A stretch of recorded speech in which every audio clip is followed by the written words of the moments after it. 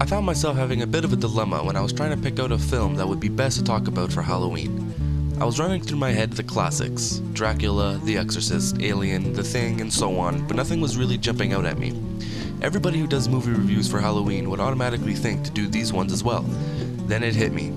Which is the scariest, creepiest, and downright most bizarre family to ever be captured on film?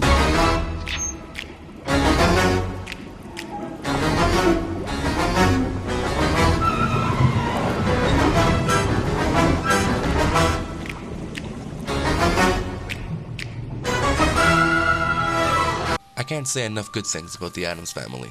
They're the perfect family to talk about for Halloween. Everything about them screams of a macabre obsession with death and decay, all bundled up in a gorgeous ensemble of humor and nihilism. It's no surprise really that Ray Bradbury was a key influence on the creator Charles Addams. Bradbury and Addams originally worked on the Addams family together when they parted ways after Bradbury formulated his own family of wonders known as the Elliots, which culminated into a series of short stories collected in the great novel From the Dust Returned.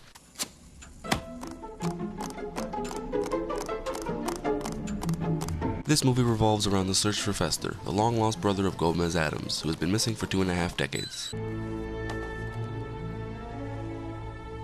Think of it, Thing. For 25 years, we've attempted to contact Fester in the great beyond, and for 25 years, nothing. I'm beginning to think my brother truly is lost. I can't help feeling that if I had the total accumulated wealth of the Addams family, I would be exactly the same way. They're completely unrelenting and unforgiving about everything. You can afford to not care when you can buy your city 3 times over in gold bullion just sitting in your secret playhouse.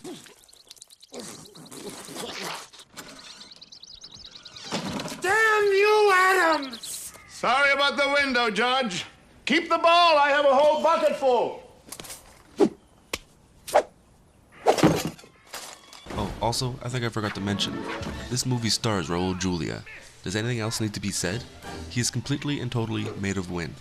Any part he plays in any movie turns to gold. Just look at movies like Tequila Sunrise or Presumed Innocent. These movies, by and by, are pretty mediocre, but his roles are top-notch all the time. He never slips.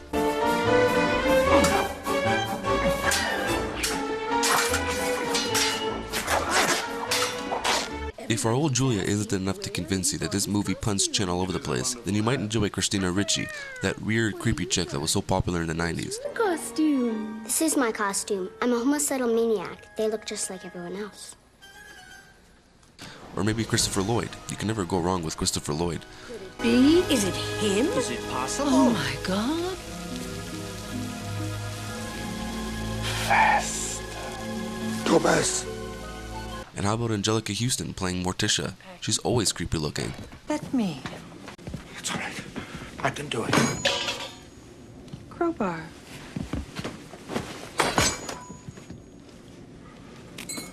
Dynamite.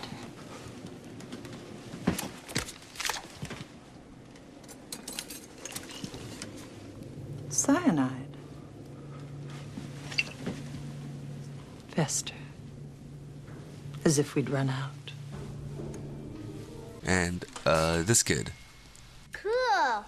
And this guy. This movie is rated PG. Now, while I'm not one for rating systems, I'm just confused how some of them are thought up. I mean, I get that most kids' movies are probably rated PG, unless there's some really lame movie about baby spies, in which case they're probably rated G, but this movie was not targeted towards children, or if it was, then pretty poorly.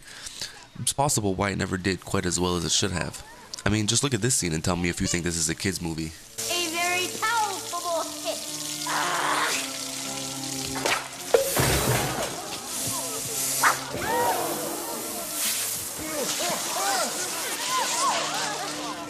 Oh, proud death! What feast is torn in thine eternal cells? Sweet oblivion, open your arms!